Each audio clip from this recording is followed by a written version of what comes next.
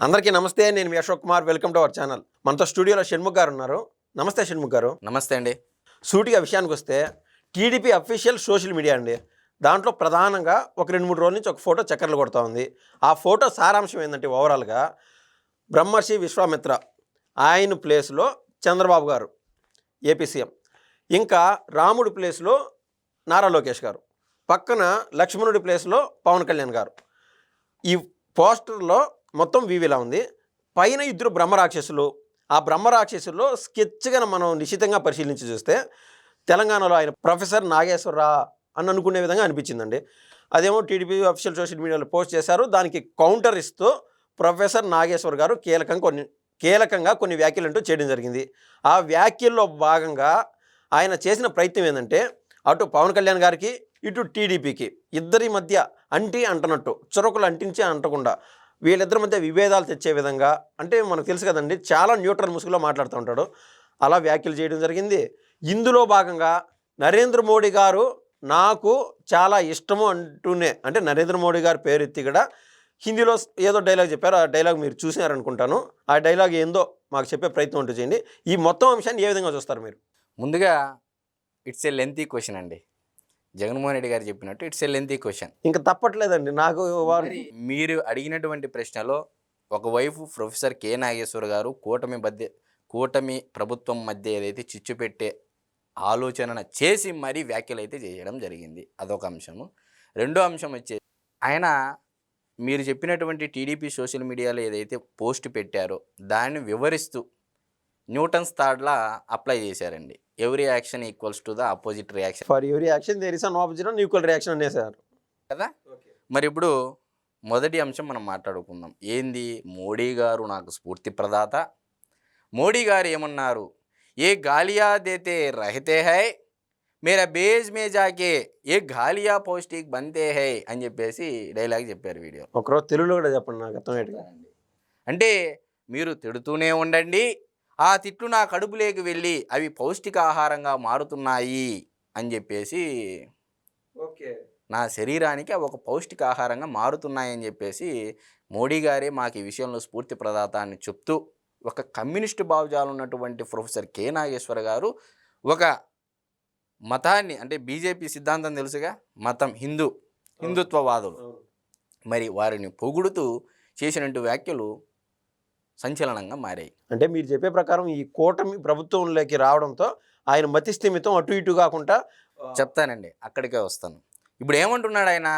బ్రహ్మర్షి విశ్వామిత్ర ప్లేస్లో చంద్రబాబు నాయుడు గారు, రాముడు ప్లేస్లో లోకేష్ గారి బొమ్మ, లక్ష్మణ్ ప్లేస్లో పవన్ కళ్యాణ్ గారి బొమ్మ పెట్టారు, నాన్నేమో రాక్షసుడు ప్లేస్లో పెట్టారు, అయినా నేను ఫీలుగాను అని చెప్పేసి మోడీ గారి డైలాగ్ చెప్పడం జరిగింది. అవి నాకు ఆహారంగా మారుతున్నాయి, పౌష్టికాహారంగా అని చెప్పి తనకు తానే సమర్థించుకుంటూ నన్ను మించిన మేధావి అన్నట్టు చెప్తా ఉన్నాడు.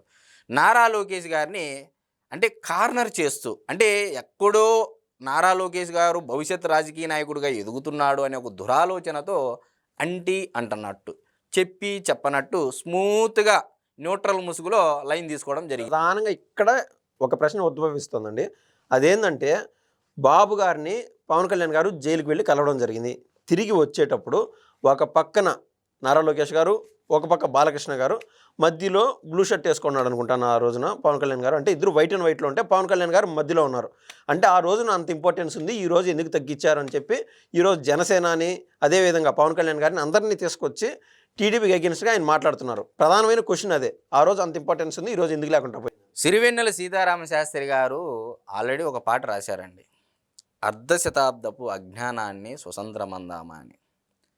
కళ్ళున్న వారికైతే నిజాలు కనబడతాయి. 2 రోజుల కిందట కూడా మంగళగిరిలో స్వచ్ఛాంధ్ర కార్యక్రమంలో భాగంగా అక్కడ కూర్చొని ఆ యొక్క కార్మికులతో మాట్లాడుతూ పవనన్న గ్లాస్ తేలేదమ్మా అని చెప్పేసి అడిగాడు నారా లోకేష్ గారు. అంటే ఇప్పుడు ఏమని మనం అభివర్ణించాలా ప్రొఫెసర్ కె నాగేశ్వర్ గారిని? మరి ఈయన ఏమంటున్నాడు?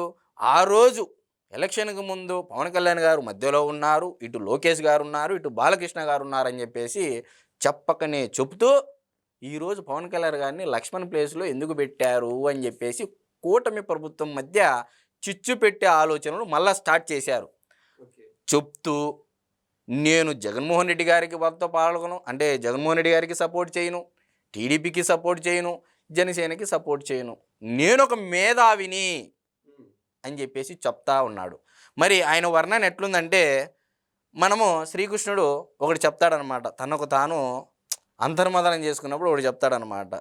చేసిన కర్మయే జీవికి చుక్కాని, కర్ణధారుడ కార్య కారణుండా, అనుభవించక తీరద కర్మ ఫలితంబు, చావైన బ్రతుకైన సౌఖ్యమైన, ఆ రీతినేమున్న వీరల జంపితి, పేరు మాత్రమే నీది వీరవర్య, ధర్మంబు తగ్గి అధర్మంబు పెరుగుచో, నన్ను నేను సృజింపకొనుచు, నుందు దుష్టులకు నష్టి, శిష్టులకు పుష్టి గూర్ప పుట్టుచుందును, యుగ యుగంబును నేనే సర్వమును నేనే అని చెప్పేసి ఆయన చేసినటువంటి వ్యాఖ్యలు ఈ విధంగా ఉన్నాయండి. అంటే నేను మేధావిని, నేను చెప్పేదే వినండి, వాస్తవాలు మాత్రమే నేను చెప్తాను అని చెప్పి చెప్తా ఉన్నాడు. నన్ను రాక్షసుడు అన్నా పర్లే, నన్ను బ్రహ్మరాక్షసుడు అన్నా పర్లే, మరి మిమ్మల్ని మీరే చెప్పారు కాబట్టి మీరు రాక్షసుడు బ్రహ్మరాక్షసుడు ముందు ఒక స్పష్టమైన క్లారిటీ చెప్పిన తర్వాత మేము చెప్తా ఉన్నాం. మరి మీరు న్యూట్రల్ ముసుగులో ఎవరికి సపోర్ట్ చేయనని చెప్తానే వాస్తవాలు మాత్రమే చెప్తా అన్నప్పుడు గత 5 ఏళ్ల పరిపాలనా కాలంలో ఎన్ని వాస్తవాలు దాచి ఉంచారు? వాస్తవాలు చెప్తే కాదండి, వాస్తవాలు దాచి ఉంచడం కూడా నేరము. ఇదే ద్రౌపది వస్త్రాభరణం జరిగినప్పుడు ప్రశ్నించకపోయినా నేరమైంది. ఎవరికి? భీష్మ పితామహుడికి, ద్రోణాచార్యుడికి, పెద్దలైనటువంటి భీష్మ పితామహుడికి వీళ్ళందరికీ శిక్ష ఎందుకు పడింది? దాన్ని ఖండించకపోవడము, నోరు తెరవకపోవడం కూడా నేరమయ్యింది. అంతిమ కాలంలో అంపశయ్య మీద శిక్ష అనుభవించలేదా? అవునండి. మరి ఏం చెప్తారు? ఎవరికి చెప్తారు మీరు కథలు? ఎవరికి చెప్తారండి కథలు? నారా లోకేష్ గారు ఈరోజు విద్యా వ్యవస్థలో సమూలమైనటువంటి మార్పులు చేస్తూ ఉన్నాడు, ప్రక్షాళన చేస్తూ ఉన్నాడు. ఒక రకంగా చెప్పాలి అంటే పవన్ అన్నకు, లోకేష్ అన్నకు గొడవలు పెట్టే విధంగా ఇప్పటి నుంచి ఒక వ్యూహం స్టార్ట్ అయిందండి ప్రొఫెసర్ కె నాగేశ్వర్ గారికి. మరి ఇవ్వలేదా, ఇచ్చారా అనేది మీరు ఒక్కసారి కూడా చెప్పాలని నేను మనస్ఫూర్తిగా కోరుకుంటూ, మరి విరాటరాజు కొలువులో అతిరథ మహారథులైనటువంటి రాజులైనటువంటి పాండవులు తలదాచుకోలేదా అండి? అవతల 100 మంది కౌరవ సైన్యం ఉంది, వారిని పట్టుకోవాలని చెప్పేసి 12 ఏళ్ళ అరణ్యవాసం తర్వాత మిగిలిన సంవత్సర కాలంలో వాళ్ళు విరాటరాజు యొక్క కొలువులో సేద తీరలేదా? అజ్ఞాతవాసంలో ఉన్నారు. మరి ఇప్పుడు పాండవులు గొప్పవాళ్ళ, 12 ఏళ్ళ అరణ్యవాసాన్ని కాపాడినటువంటి విరాటరాజు గొప్పవాడా, లేకపోతే కౌరవులు పనికిమాలినోళ్ళ? ఏ విధంగా అర్థం చేసుకోవాలంటే ఈయన ఏమీ లేదబ్బా, ఈయనకు పని ఇదే పనే. తెలంగాణలో కూర్చొని వీడియోలు చేసుకుంటూ ఆంధ్రప్రదేశ్ రాష్ట్రానికి కేంద్ర ప్రభుత్వం నుంచి దాదాపు 75 నుంచి 80 స్కీముల ద్వారా రావాల్సినటువంటి, పథకాల ద్వారా రావాల్సినటువంటి డబ్బు ఏ విధంగా వస్తుందో ఒక్కసారి ఆంధ్రప్రదేశ్ ప్రభుత్వ సలహాదారులకు కానీ ఒక్కసారి వీడియోలు చేసి మా రాష్ట్రాన్ని అభివృద్ధి ఏ విధంగా చేయాలని ఆలోచనలు ఇస్తే ఈ పనికిమాలిన వీడియోల కంటే నీకు పోయేదేముంది? నువ్వు ప్రొఫెసర్ అంటే ఏం చేయాలి? నువ్వు రాజకీయం మాట్లాడాలి. ప్రొఫెసర్ అంటే ఏమి చెప్పాలా అంటున్నా నేను. మీరు చెప్పినట్టు టెక్నికలీ లేదా ఎకనామికల్గా మన స్టేట్కి అభివృద్ధి అయ్యే విధంగా చెప్పచ్చు, కానీ ఈయన మాట్లాడేదంతా రాజకీయమే. ఎప్పుడు చూసినా గ్రాస్ డొమెస్టిక్ ప్రోడక్ట్ గురించి, రాష్ట్రానికి ఉపయోగపడే సూచనలు ఈయన ఏం చేస్తున్నారు? ఏమంటున్నాడు ఈయన? వైజాగ్ స్టీల్ ప్లాంట్ను ప్రైవేటీకరణ ఆపద్దు అంటే నన్ను రాక్షసుడు అంటున్నారు. వైజాగ్ మెట్రోకు నిధులు శాంక్షన్ చేయండి అని చెప్పేసి అంటే నన్ను రాక్షసుడు అంటున్నారు. ఎందుకంటారు నన్ను వైజాగ్ మెట్రోకు? మళ్ళీ పోయి మోడీకి పోయి లెటర్ రాయి, ఢిల్లీకి పోయి కలువు. ఆంధ్రప్రదేశ్ ప్రభుత్వం అంటే నాకు, ఆంధ్రప్రదేశ్ రాష్ట్ర ప్రజలన్నా నాకు ఎంతో ఇష్టము, ప్రతి ఒక్క ప్రాంతము నా ప్రాంతమే అని నేను భావిస్తూ ఉంటాను. నేను తెలంగాణ వాడినైనా మరి నాకు ఆంధ్ర మీదే ఎక్కువ మక్కువ ఇష్టము, ఆంధ్ర మీద కాదు జగన్మోహన్ రెడ్డి గారి మీద అంటే ఎక్కువ మక్కువ ఇష్టము అని నేను చెప్పలేను. కాబట్టి నాకు ఆంధ్ర ప్రజలంటే చాలా ఇష్టం అని నేను చెప్తాను. కాబట్టి ఎందుకంటే నేను న్యూట్రల్ ముసుగులో ఉన్నటువంటి మేధావిని. లేదు నన్ను నేను బ్రహ్మరాక్షసుడు అని చెప్పేసి నేనే చెప్తున్నాను అని చెప్పేసి ఆయన వీడియోలో చెప్తా ఉన్నాడు. ఏం మాట్లాడతామండి? నిస్సిగ్గుగా ప్రతిపక్ష నేత హోదా గురించి ఏ చట్టంలో ఉంది, ఏ రూల్లో ఉంది, జనార్దన్ రెడ్డి గారికి ఎల్ఓపి ఇచ్చారు, లీడర్ ఆఫ్ అపోజిషన్ ఇచ్చారు, నిస్సిగ్గుగా అబద్ధాలు చెప్తా ఉంటే ప్రొఫెసర్ నాగేశ్వర్ గారు టైటిల్ పెట్టుకొని ఏమని మాట్లాడతాము? మేమేం ఆయన్ని విమర్శించట్లేదు. ఆయన వయసు పెద్దదే, మా వయసు చిన్నదే. మరి భక్త ప్రహ్లాద సాక్షాత్తు శ్రీ మహావిష్ణువును ఎలా చేశాడండి, ప్రసన్నం చేసుకున్నాడు. మరి మిగతా ఋషులు కొన్ని ఏళ్ల పాటు తపస్సులు చేసినా కూడా దేవుడు ప్రత్యక్షం కాలే. మళ్ళీ చిన్న పిల్లవాడైన భక్త ప్రహ్లాదుడికి ఏ విధంగా ప్రసన్నమయ్యాడండి? వయసు చూసి ప్రసన్నం చేసుకున్నారా? మరి ముందు పుట్టారు, ఏళ్ల తరపాటు తపస్సు చేశారు, మరి వారికి ఎందుకు దర్శనం ఇవ్వకుండా భక్త ప్రహ్లాదుడు కారణజన్ముడు కాబట్టే ప్రసన్నం చేసుకొని భక్త ప్రహ్లాదుడు విష్ణువు దర్శనం చేశాడా? ప్రొఫెసర్ గారు, మీరు ఆంధ్రప్రదేశ్ రాష్ట్రానికి ఉపయోగపడే సూచనలు చేయండి. ఖచ్చితంగా నారా చంద్రబాబు నాయుడు గారు స్వీకరిస్తారు, గౌరవనీయులు పవన్ కళ్యాణ్ గారు స్వీకరిస్తారు, గౌరవనీయులు నారా లోకేష్ గారు మిమ్మల్ని పిలిపించుకున్న మాట అయితే వాస్తవమేగా. ఏదన్నా ఉంటే సూచనలు సలహాలు ఇవ్వండి అని అన్నారా లేదా? అవునండి. ఎందుకు ఉలిక్కి పడుతున్నారు మీరు? బ్రహ్మరాక్షసుడు అంటే ఎందుకు ఉలిక్కి పడుతున్నారు?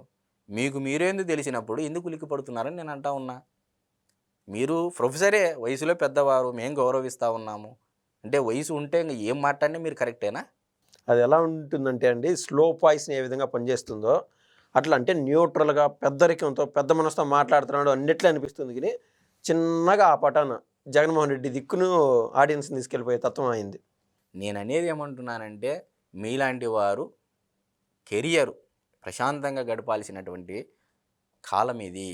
హరే రామ హరే కృష్ణ. ఎందుకు ఈ మాట అంటున్నానంటే, మోడీ గారు స్ఫూర్తి ప్రదాత అన్నారు కాబట్టి, మరి అదే మోడీ గారు కూడా ఇంకా రాబోయే కాలంలో ఆయన హిందుత్వవాది, హరే రామ హరే కృష్ణ ఎక్కడున్నా నామస్మరణ చేస్తారు కాబట్టి మీరు కూడా విశ్రాంతి తీసుకోండి, మీ యొక్క ఫ్యామిలీకి సమయాన్ని కేటాయించండి, హరే రామ హరే కృష్ణ అని చెప్పేసి అనుకోండి అని చెప్పేసి అలా ప్రార్థన చేయాలని కోరుకుంటూ నేను ముగిస్తున్నాను. మీరు చెప్పినట్లు ఆయనకి మనశ్శాంతి చేకూరాలని నేనైతే కోరుకుంటున్నానండి. ధన్యవాదాలు. నమస్తే.